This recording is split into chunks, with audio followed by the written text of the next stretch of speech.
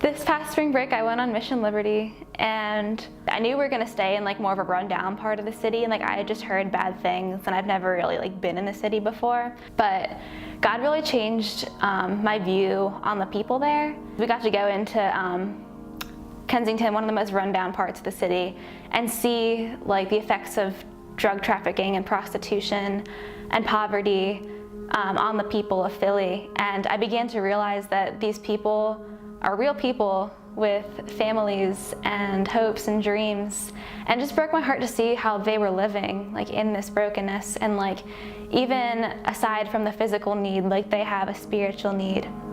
Before Big Break, my spiritual level wasn't really too great.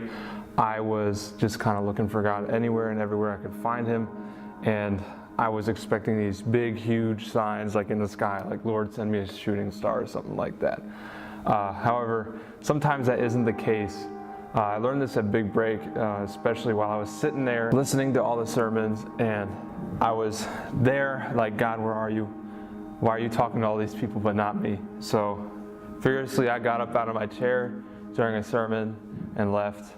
I think a highlight for me from Mission Liberty was when our group went to this place called New Day, which is basically like a place for prostitutes to go, and they can just get cleaned up there, they can hang out, talk with the ladies that work there. And as we were walking there, I just felt very overwhelmed, and it was just in that moment that I was like, Amanda, you can pray to God right now if you're feeling this way. And so I just started praying, and I immediately was like at peace. I just started speaking over Philadelphia and just asking God to redeem it, and yeah, just being overwhelmed by the brokenness and knowing my heart was breaking for these women. Of course, the night when I was furiously walking back towards my apartment, angry with God, took my hat and I just threw it off onto my dresser. But instead of hitting the dresser, it flew perfectly and landed upside down with the little like strap on the back hooked into the doorknob, which was crazy.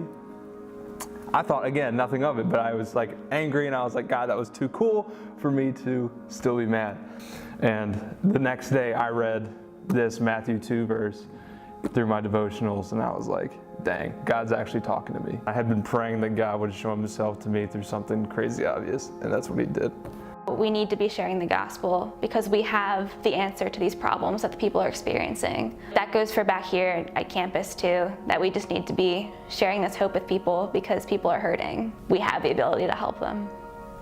But knowing out of all that, that God is a redeemer, seeing the brokenness, but knowing that I'm just as broken here and in every day, and I am just as in need of a Savior as they are.